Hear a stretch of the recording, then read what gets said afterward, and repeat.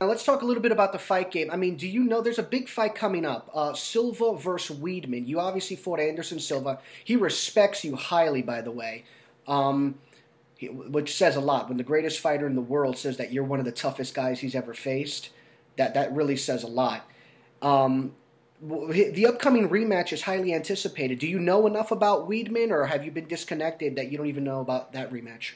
No, I mean I watched the first fight, and I've seen some of the interviews, things that were said before the first fight, things that have been said since the first fight. The funny thing about fight predictions is that people always want a fight prediction, but realistically, like a guy like Weidman right now could be sitting in his camp with like a messed up wrist or something that he tweaked on a bag, or his knee is hurt, or he's going through some major personal issues or something like that that could seriously affect his performance in the fight.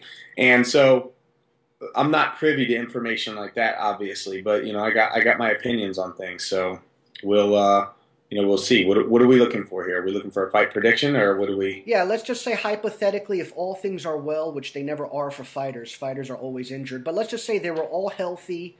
They're going to go into the fight healthy. Who would you predict, and how? Honestly, I think that Weidman shocked the world the first time. And there's a large group of people out there that are sitting there like, how did that happen? Like, how did that happen? Weidman's an amazing athlete, but the matchup style to me just doesn't make sense for somebody beating Anderson, especially because he knocked Anderson out, and he's not a stand-up guy necessarily.